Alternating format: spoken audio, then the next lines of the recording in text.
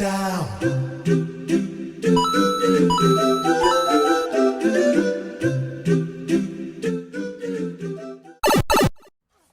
back to the channel. We're the Super Maker Bros. I'm Jeremy. I'm Steven. And here's Rick's portal gun build. Finally, this build is done. It took about 4 years of on and off work, but yep, finally made it. I mean, 4 years for one prop or one replica is... I applaud you for that. I kept coming back to it. The thing that tripped me up a lot was the electronics and working with Arduinos. I don't have a very good understanding of it. So I would work on it for a little while and then put it away and then work on it and then put it away. Yeah, I think we all have that project or that one project that you have to finish. You just don't know when you're going to finish it. But I think for this project, I'm excited for people to see, or anyone who's a fan of Rick and Morty, I'm excited for them to see.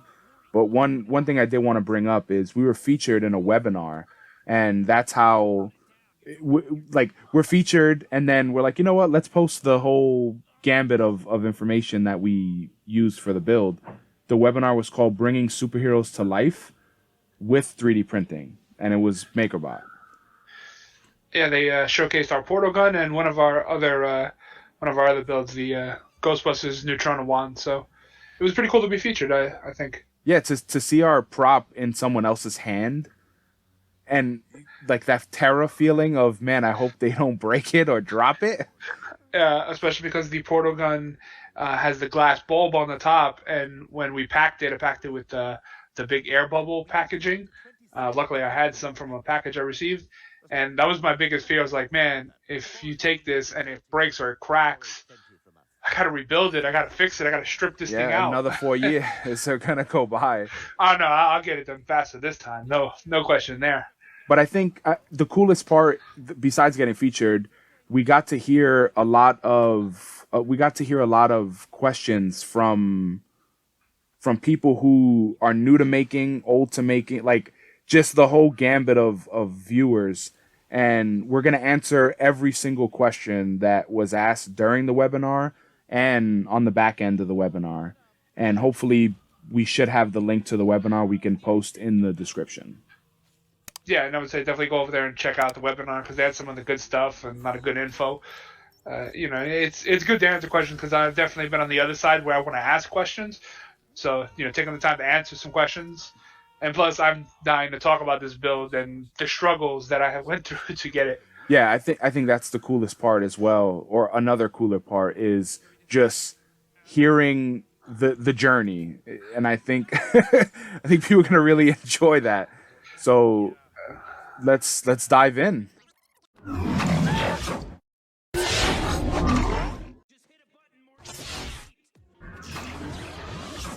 And now that the bodywork is done, we'll move on to electronics. So I know normally we do the bag dump, but is this footage current or from 4 years ago when we started the project? This is all from 4 years ago when we started the project. There was a bomb list, so I picked up everything on the list, generally from Adafruit, and here I'm, going to start the process of assembling it and bringing it together. So that actually answers one of our viewers' questions right there. Where did we get some of the electronics? So Adafruit is a good source. Amazon, eBay, right? Like that. Those are the places where we would normally get it. Yeah, Adafruit is very good for electronics. They have a lot of good lessons on how to do it, how to assemble them and program them. And the person who made the portal gun build was nice enough to put up a list. So the one thing I will say is, I think I can speak for both of us. We're not experts at this. We're still learning, just like you fans are learning, and people who are just starting making. We're not experts at this, so we'll do our best to answer as many questions as we can on this subject. But this is where we struggle as well, which is the electronics part.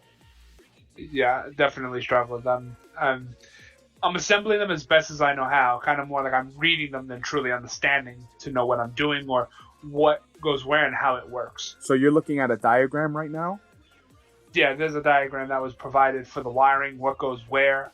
So I'm just trying to make it work. I feel like I'm following instructions. I'm not really... So like Legos. Yeah, that's kind of what I'm doing right now. Like Legos with hot... something that could burn your fingers. Yeah, definitely. You will burn your fingers on this thing. Yeah, so I have yet to use soldering or any electronics that weren't already pre-made in any of the builds that I did the majority of. So I commend you on this. Like, this is a leap for builders or makers. You can paint all day, you can do weathering, but once you start getting into electronics, that's to me the hardest part of making builds. So I commend you on taking the leap and trying to do this. It will give your build certain qualities that you can't get without them. You know, with like things that glow and light up, or displays, or things that move. It definitely adds a lot of flavor, but it takes a lot of work to do, and you know you got to put the work in. But sometimes you still come up short, and that's okay. Which is similar to what happened here, where the original kit was not used because we couldn't make it work, or just wiring. I don't know exactly what went wrong. Maybe you could elaborate, but it happens. I wasn't able to understand the programming part of it. Wiring seemed to go okay, but when push came to shove, I couldn't program them to work correctly. So this was kind of the whole thing assembled. These you got LEDs, you got buttons, It looks and so on complicated.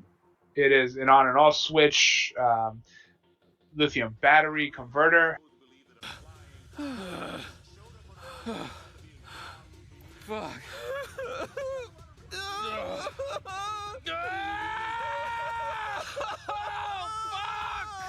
So now it looks like a Christmas mess.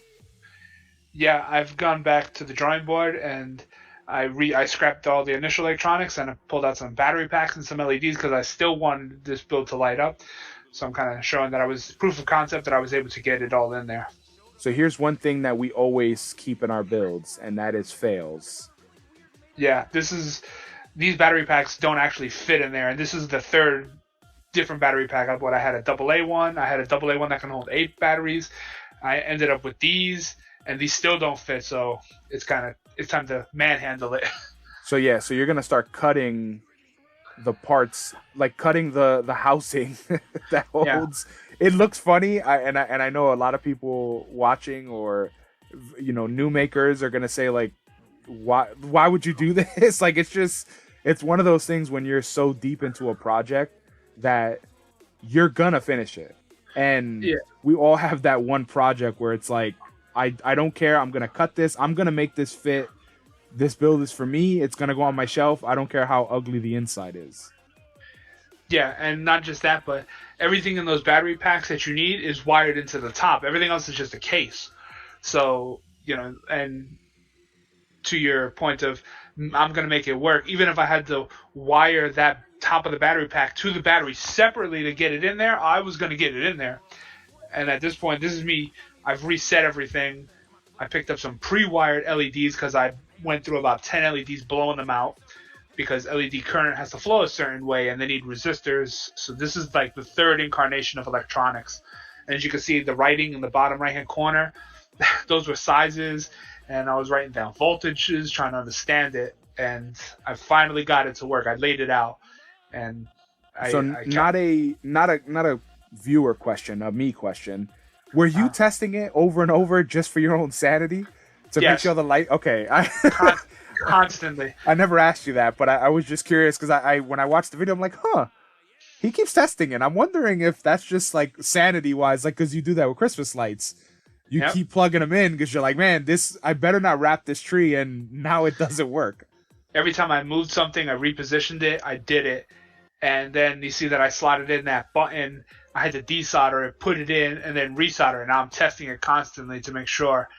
And then I fit the batteries in, and now I'm going to slot in each light. And every time I move something, I'm scared that I've messed up a connection, and I'm constantly retesting. You'll see me retesting it nonstop to make sure I didn't mess it up. So this is, at this point, this is very tedious or very worrisome. Like, if I mess something up, I'm going to have to take it all apart to figure out where I messed up.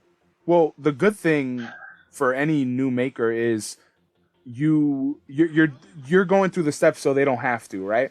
So the main takeaway from this is test throughout, because you don't want to get to the end where you close that lid and you go to click it on and no light turns on, and that's such a killer for any project, because you're gonna lose steam on your project if you get everything together.